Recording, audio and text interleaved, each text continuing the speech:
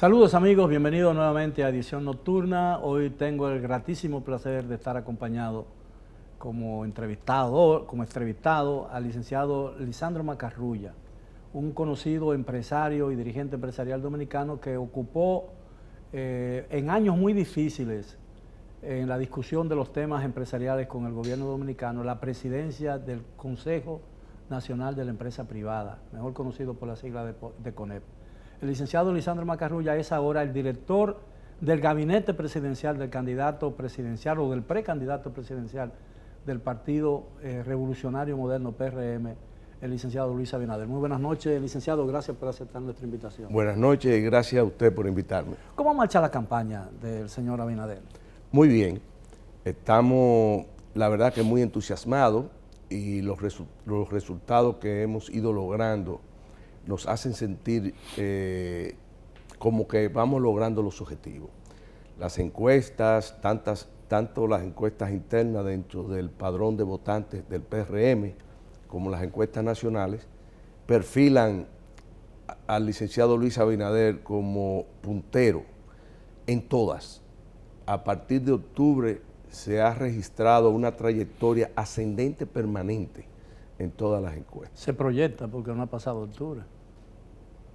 No, desde octubre del año pasado a la fecha ha tenido un comportamiento ascendente.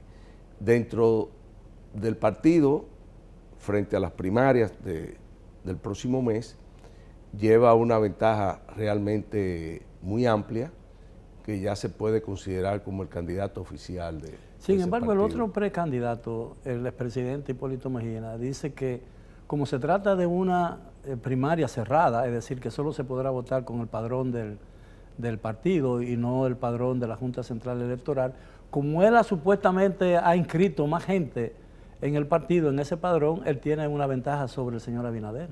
Bueno, lo que pasa es que ese es el único argumento que puede decir en este momento, porque las encuestas que se han hecho precisamente de ese padrón, Luis Abinader registra 86% de favorabilidad.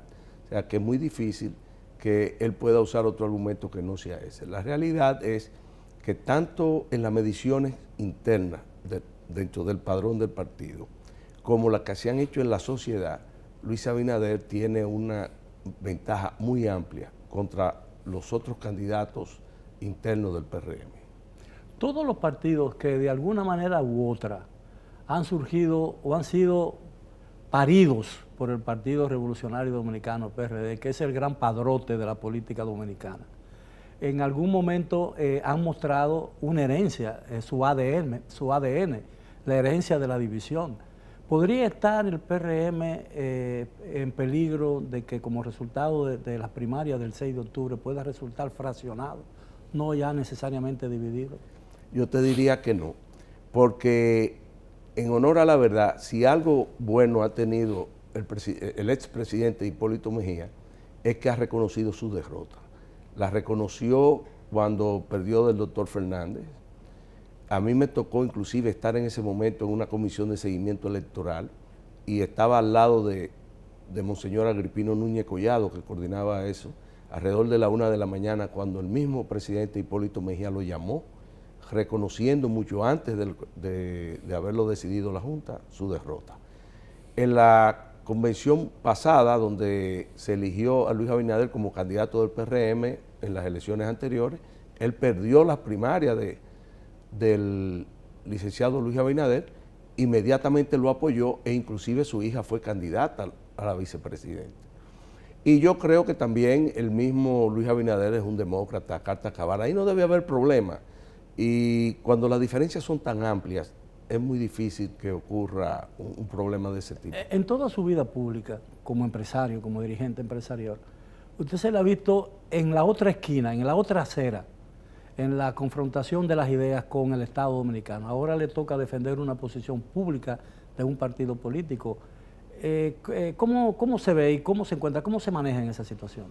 Mira, realmente yo desde las posiciones que tuve dentro de las instituciones del sector empresarial, en las locales, porque cuando me tocó ser presidente de 2 instituciones internacionales no hice un activismo con un enfoque social, Pero aquí yo siempre, desde esas asociaciones, tomaba muy en cuenta los problemas políticos y sociales, porque yo entiendo que el sector empresarial le conviene una sociedad estable, una sociedad con una institucionalidad fuerte y que realmente garantice nuestros intereses en el tiempo.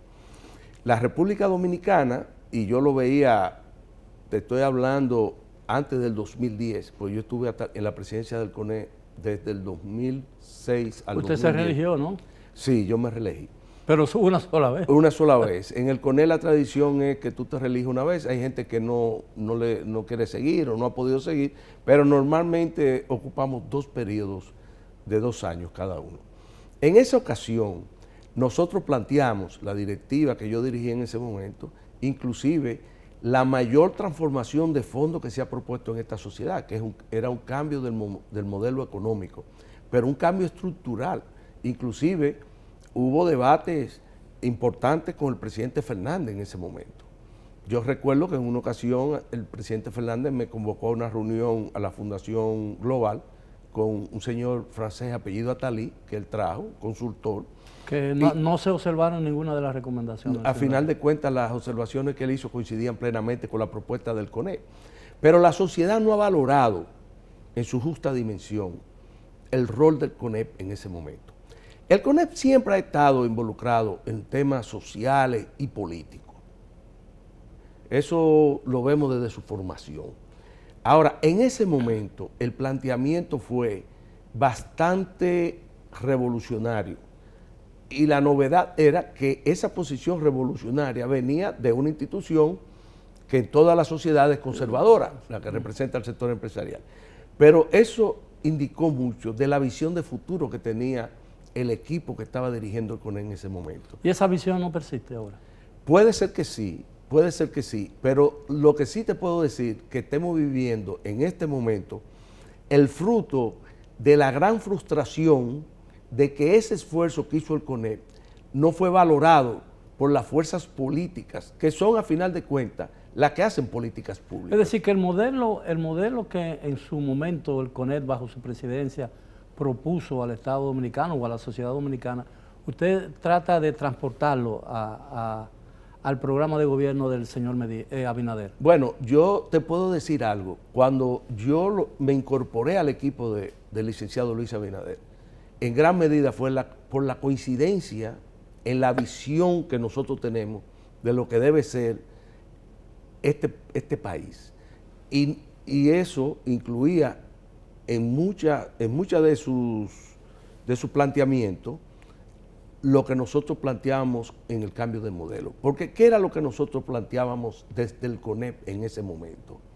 Un Estado que fuera sostenible en el tiempo, que disminuyera la exclusión, que diera oportunidades a las mujeres, que se crearan empleos para la juventud, no como hay ahora. Si tú observas... Pero es curioso que el CONEP de entonces como ahora abogue por una mayor participación de la mujer, pero casi todas las posiciones directivas en las organizaciones empresariales están dirigidas por hombres. Bueno, si tú observas la composición de la directiva del CONEP, hay bastantes mujeres. Yo no te puedo decir cuál es la proporción en este momento, pero hay bastante, porque ya yo no participo desde el año 2010 en el CONEP. Pero yo creo que ahí es bastante balanceada. Y cada una de esas mujeres valen por 2 de los hombres que están ahí. Ah, por eso que son menos. Trabajan mucho, son valientes y la verdad que se entregan por los objetivos de la institución.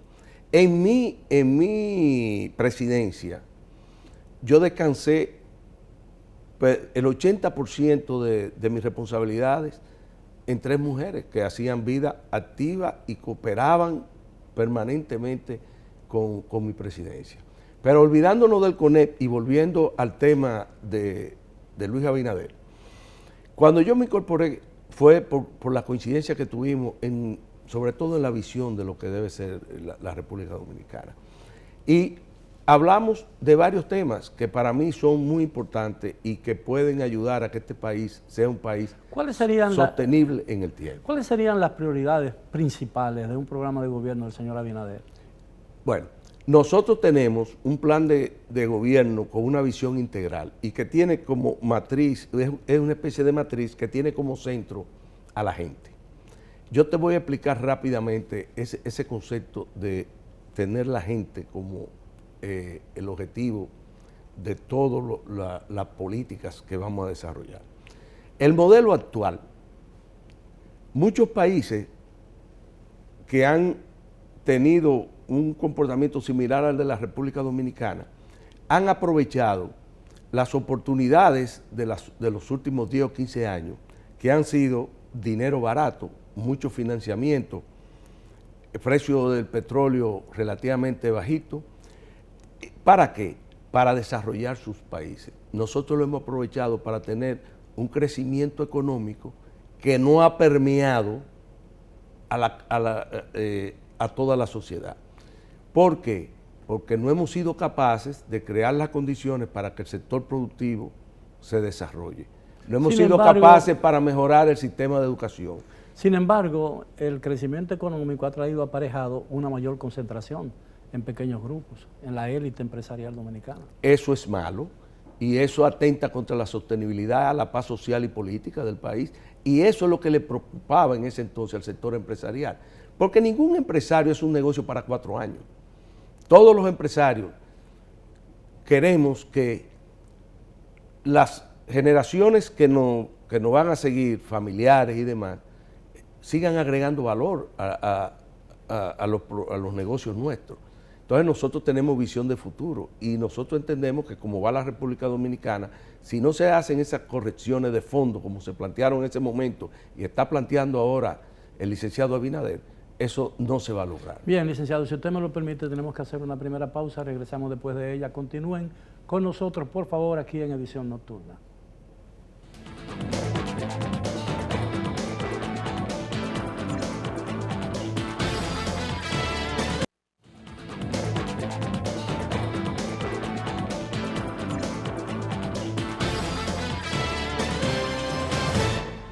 Estamos de vuelta con nuestro invitado de esta noche, el licenciado Lisandro Macarrulla, expresidente del Consejo Nacional de la Empresa Privada, CONEP, y en la actualidad director del gabinete presidencial del precandidato presidencial del Partido Revolucionario Moderno, el licenciado Luis Abinader. Licenciado, ¿cómo se siente? ¿Qué cambio usted ha podido observar en su vida, pasando de un dirigente empresarial con preocupaciones centradas básicamente en su área de negocio, a una perspectiva todavía mucho más amplia, frente a la cual usted no tendrá el control que puede tener en su propio nivel de actividad, ¿no? ¿Cuál ha sido el cambio más importante que usted ha experimentado en el plano personal? Bueno, realmente son escenarios totalmente diferentes y no te puedo negar que me ha costado la adaptación, porque la capacidad de respuesta no es la misma, la gente no tiene la misma visión y expectativa de una gente que se ha formado dentro del sector empresarial, como es mi caso, que estudié eso y estuve trabajando desde que salí de la universidad hasta ahora solamente en el sector empresarial o en instituciones del sector, nunca estuve fuera. Pero yo estaba bastante preparado emocionalmente para el cambio, porque yo entiendo que todas esas cosas por las que yo he abogado toda la vida y que solamente podía hacer sugerencias, si un día llegamos al poder, yo voy a poder ser parte de lo que hacen políticas públicas. Es decir, que usted va a hacer un cambio de su vida como empresario privado a su vida como servidor público. Yo como servidor público, como político no sé, pero como servidor público sí. Yo creo que el país necesita de la participación de sus mejores recursos para hacer los cambios y las transformaciones que este país demanda. ¿Cuál sería la posición ideal para que se adaptara más a su temperamento y a su visión de lo que debe ser la República Dominicana? Bueno, ¿En qué área? Supongo yo que en el área económica. no, yo estaría disponible para colaborar con el candidato y en el área que él entienda que yo debo estar. Realmente eso no es lo que me preocupa. Ahora, lo que sí me preocupa es ahora en esta etapa en que él está desarrollando su plataforma de gobierno, no en cuanto a funciones, nada de eso, sino sus políticas públicas. Por ejemplo, yo estoy fascinado con el tema de esta semana. Nosotros estamos trabajando el tema empleo. Cuando él sea ya el candidato oficial del Partido Revolucionario Moderno, él va a hacer una propuesta con contenido a la sociedad dominicana y un compromiso. Estamos trabajando en ese sentido. En materia de empleo, la República Dominicana, que incorpora cada año alrededor de 125,000 personas al mercado laboral y que tiene un nivel de desempleo abierto alto y que la mayoría de ese desempleo está en la juventud. O sea, los jóvenes hasta 24 años duplican la tasa de desempleo promedio que hay en el país. Yo me siento muy cómodo trabajando la forma en que nosotros vamos a crear plazas de trabajo de calidad desde el sector privado. Porque mira lo que está pasando ahora. Pero lo primero que habría que hacer es transformar la economía, es decir, pasar de una economía informal a una economía formal, ¿no? Correcto. Hoy en día, de los empleos que se crean, el 58% el año pasado fue a la informalidad. Eso es un número preocupante. Claro, Miguel, porque conspira contra el sistema de seguridad social. contra todo y el impuesto sobre la renta y demás. Nosotros, Y promueve la evasión. nosotros estamos trabajando para en 4 años, en un plan, para 4 años llevar eso a un 50%, o sea, bajarle 8 puntos porcentuales, porque esas no son cosas que se logran de la noche a la mañana. Por otro lado, Es decir, en esos 4 años, ¿cuántos empleos proyectan ustedes crear? Alrededor de 700,000. En 4 años. En 4 años. Pero mejorando la proporción de informalidad a formal, bajando el 8 puntos a la informalidad y llevándola a un 50%. ¿Y en qué área será posible crear eso? A menos que no sea en zona franca. No, turismo, minería, zonas francas, comercio, son grandes transformaciones. Pero el PRM se opuso a la operación de Loma Miranda y se ha opuesto y ha puesto objeciones. Algunos de sus técnicos en materia ambiental han puesto muchas objeciones a la explotación de los recursos naturales del subsuelo dominicano. No, habrá una explotación minera responsable dentro del marco de una iniciativa legal que está corriendo ahora. ¿Y la explotación minera actual no es responsable? Claro que sí, pero vamos a ampliarla dentro del nuevo marco legal que inclusive está proponiendo este gobierno. O sea, porque nosotros le vamos a dar continuidad a todo lo que ha generado valor en esta sociedad. Así como criticamos que el 58% de los empleos están en la informalidad, hay que reconocer que también hay cosas que están bien hechas y las vamos a continuar. Y nos vamos a apalancar en ellas para crear las mejoras que vamos a proponer. Por ejemplo, del 100% de los empleos que se crean formales, oye qué dato que debe ser bastante preocupante, el 50% de esos empleos han sido públicos. O sea que aparte de que tenemos 58% de empleos informales, el 42% que van a la formalidad, la mitad de ese 42% son empleos públicos. ¿Y no agrega eso valor a la economía? No, lo que más valor agregar a la economía, es si esos empleos fueran productivos de empresas que son los que realmente crean riquezas. Entonces un fomento, lo que ha habido, según usted, es un fomento de empleo parasitario. No necesariamente, porque los informales no son parasitarios. Los informales no son lo ideal, por lo que usted dijo, no contribuyen con la seguridad social, son informales, ya sabemos todo lo que eso implica. Pero no quiere decir que sean parasitarios. Ahora, no es lo deseable y nosotros tenemos que revertir esa tendencia. Ahora, ¿cómo se va a hacer? Necesariamente creando las condiciones para desarrollar el sector productivo nacional, fomentar la inversión extranjera, ese tipo de cosas. Y tenemos un plan por sectores.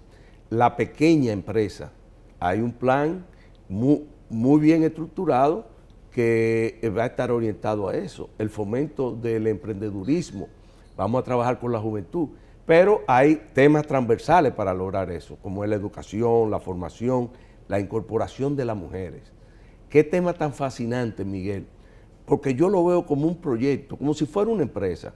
¿Cómo vamos a lograr incorporar 19-20% de las mujeres que son amas de casa al sector productivo?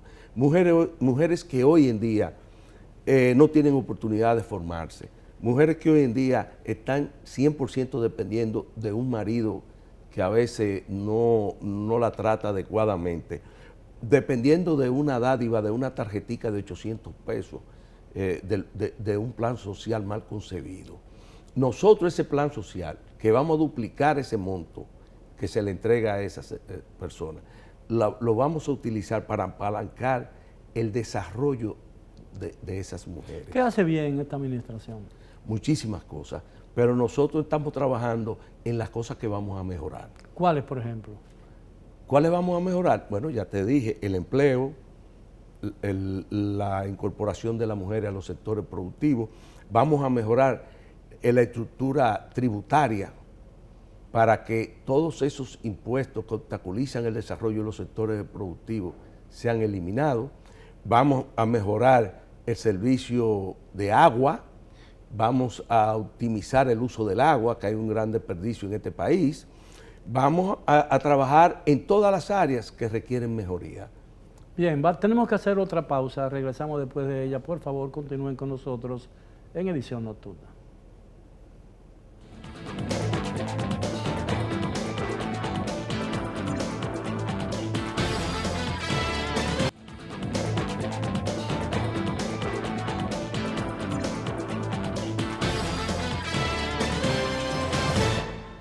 Bien, estamos de regreso con el licenciado Lisandro Macarrulla, es presidente del CONEP, que es el Consejo Nacional de la Empresa Privada, la cúpula del sector empresarial dominicana, pero en la actualidad le presta sus servicios empresariales y profesionales al licenciado Luis Abinader en su condición de precandidato presidencial del Partido Revolucionario Moderno, en condición de director del gabinete presidencial. Ese es un esquema que no usa otro partido político, ¿no?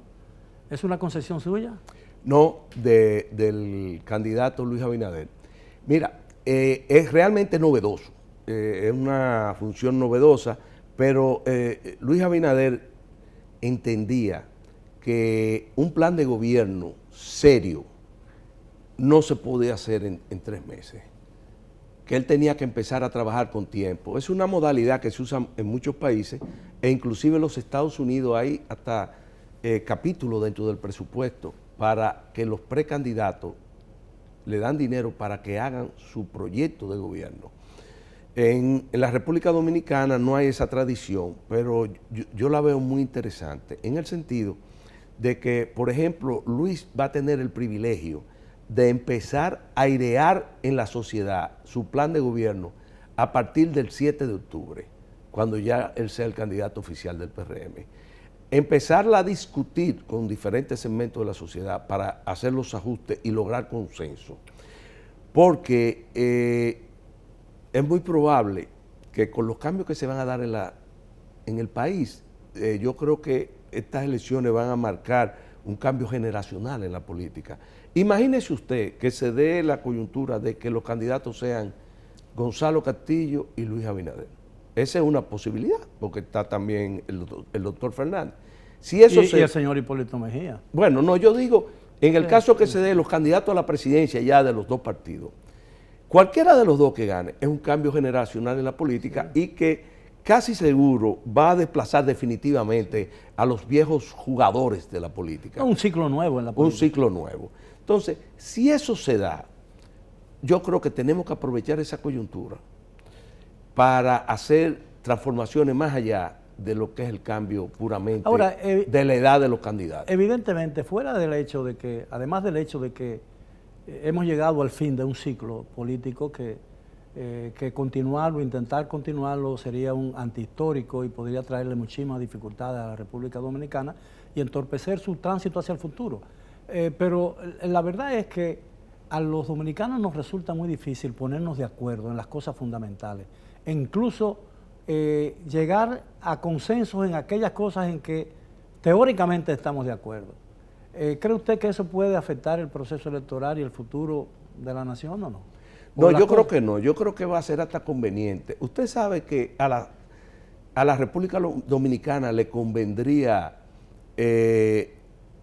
una estructura de poder cementada. Porque, ¿qué ha pasado con el PLD que tiene 20 años con el poder absoluto? ¿Ha mejorado los grandes problemas nacionales? Yo creo que el mejor gobierno, por ejemplo, del PLD, vamos a llamarle versión Leonel Fernández, fue su primeros 2 años, donde él no controlaba el Congreso, aquella vez que fue presidente por primera vez. Porque el debate, el contrapeso ayuda. Y es muy probable. Y garantiza la independencia de poderes. Y garantiza la independencia de los poderes. Yo creo que cualquiera que gane, se puede dar esa situación y eso también va a agregar valor a la sociedad. Por ejemplo, una persona como yo, que está en esto sin pasiones políticas ni partidarias, realmente yo lo estoy haciendo porque la etapa de mi vida, o sea, mi edad, mi negocio, como yo lo tengo estructurado y demás, y mis socios también aceptaron, porque yo tenía un compromiso, yo tengo socios de más de 20 años, y yo no le pedí permiso, pero tuve que hablar con ellos. Igual como hay otros socios míos que están haciendo política en otros partidos que también... o sea, nosotros entendemos que es un momento de aportar, del debate. Yo estaría contentísimo que otros equipos políticos de otros candidatos se sentaran conmigo a discutir los temas que nosotros estamos trabajando en el gabinete. Por ejemplo, el tema de cómo vamos a incorporar las mujeres al aparato productivo y lo que eso va a reflejar, el impacto que eso va a tener en el crecimiento del Producto Bruto Interno, Hay un la problema. educación, o sea, un debate de fondo. Yo no le digo con otro candidato, porque ya eso sería un debate entre candidatos, pero con personas que tienen funciones similares en los equipos de campaña de esa gente. Ahora, hay un problema que está por encima incluso de los programas de gobierno y la concepción que tengan los candidatos potencialmente, precandidatos potencialmente diría yo, con vocación de ser los candidatos de su partido y que tiene que ver directamente con las circunstancias que rodean las elecciones, el proceso electoral. Se ha estado hablando del peligro que representa para el país. 2 procesos electorales están unidos, apenas separados por 3 meses, en los cuales en el primero de ellos se van a escoger casi 4.000 autoridades municipales. Y eso está solamente a 3 meses de distancia. Hay un proyecto o hay la intención de proponer una fusión, una reforma constitucional que fusione esas elecciones, por lo menos para este año, y que tenga por finalidad distanciar una del otro en el futuro. Aparentemente el PRM, que podría ser uno de los mayores beneficiarios de esa fusión de los 2 procesos electorales, se opone a ello. ¿Por qué razón? Bueno, yo no estoy dentro del PRM, yo estoy en el equipo de campaña del licenciado Luis Abinader. Nosotros entendemos que lo ideal fuera que se unificaran las elecciones.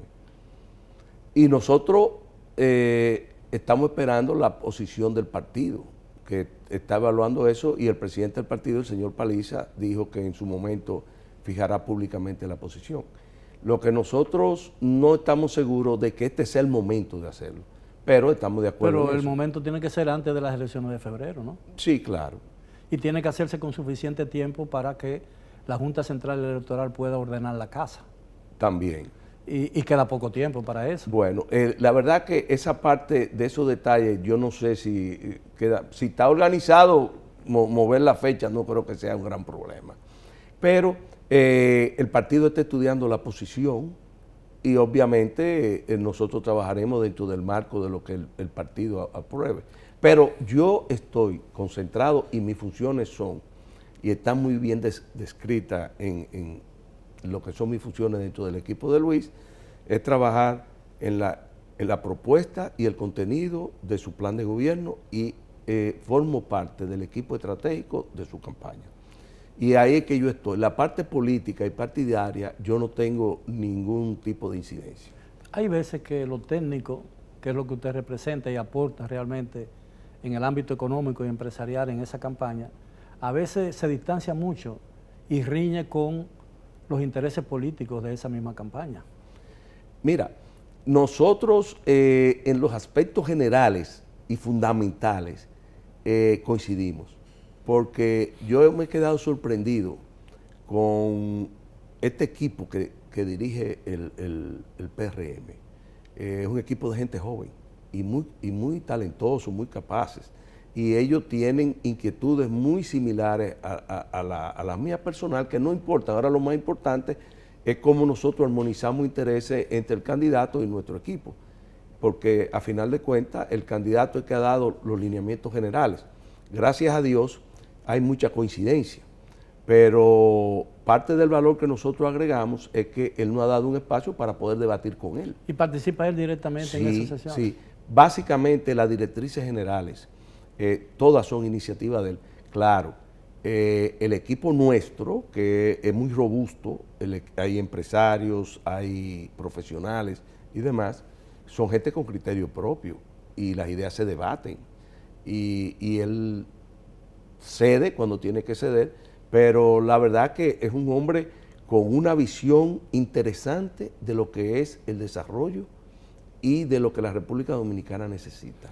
Interesante porque entiende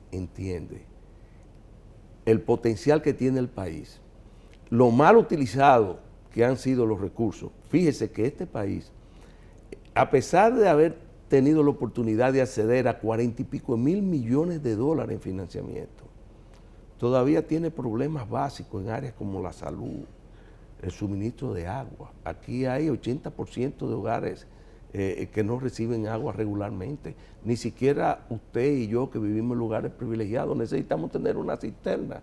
Pero al lado de la cisterna tenemos un pozo séptico. Entonces, Válgame Dios. Así es, así vive usted, así vivo yo, y así vive todo los privilegiados vivimos, imagínense lo que no. Entonces, ese tipo de cosas debe movernos a todos a preocupación. A propósito de eso, ¿qué se debe sentir siendo uno un privilegiado?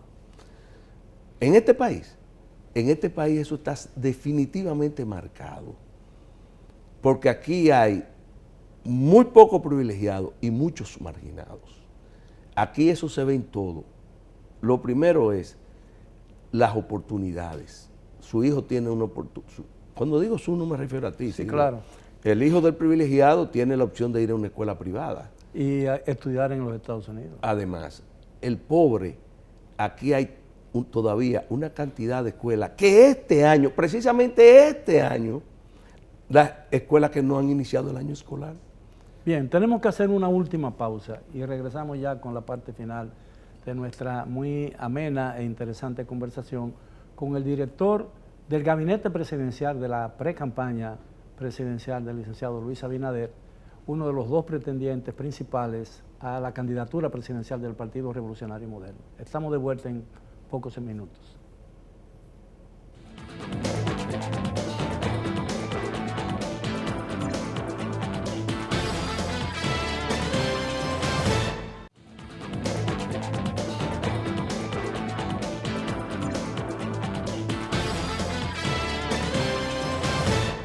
Bien, estamos ya en la parte final de nuestro programa de hoy. Hemos tenido el gratísimo placer de haber conversado durante casi una hora con nuestro distinguido invitado, el licenciado Lisandro Macarrulla, quien está de lleno dedicado a la política a favor de uno de los precandidatos del PRM, el licenciado Luis Abinader, en su condición de director del gabinete presidencial.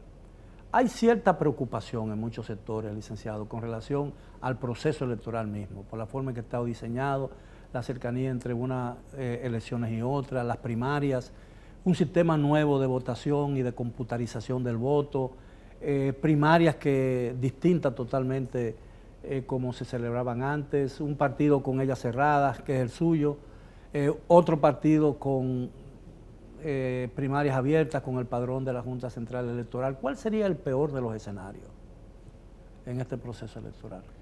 Mira, yo a mí me da mucho trabajo pensar en lo peor, en el escenario peor. Yo estoy optimista. Yo creo que se va a trabajar para que las cosas salgan bien. No deja de ser un gran reto, usted lo ha dicho, pero yo estoy apostando a la capacidad de ese equipo que está dirigiendo la Junta, el marco institucional que se ha creado con el Tribunal Constitucional y demás. Y nosotros aspiramos a que las cosas salgan bien.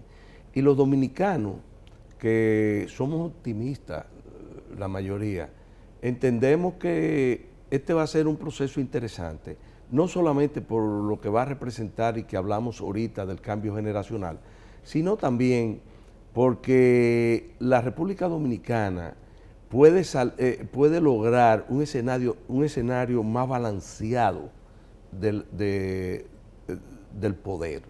O sea, yo creo que la forma en que nos veníamos desenvolviendo con un partido, con un poder absoluto, sin contrapeso, nos perjudicó a todos, incluyendo al partido que tenía ese poder concentrado. Yo creo que sus grandes males descansan en ese poder absoluto por tanto tiempo.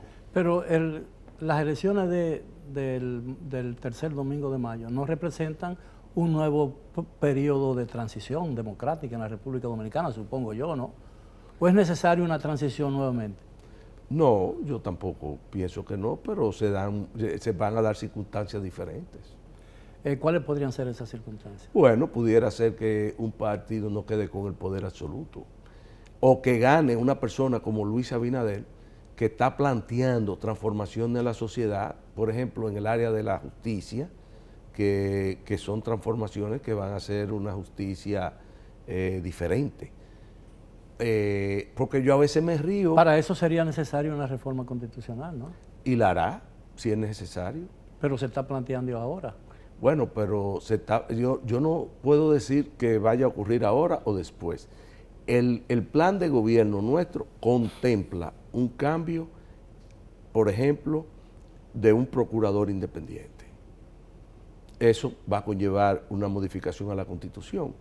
Pero tenemos decisión. ¿Un procurador diferente o la figura del procurador fuera del Consejo Nacional de la Magistratura? Fuera del Consejo Nacional de la Magistratura. Es decir, volver a la reforma del 94. No necesariamente, porque puede ser más profunda la modificación. Me refiero al Consejo Nacional de la Magistratura. Pudiera ser. Pero mientras eso ocurre, porque a lo mejor una modificación a la Constitución no sea tan ágil, pero nosotros trataríamos de conformar una justicia diferente y más confiable. Yo me río a veces porque la gente tiende a criticar lo superficial. Por ejemplo, el procurador actual lo critica, es que es un problema de fondo. El culpable no es él. Los culpables son los que modificaron la Constitución.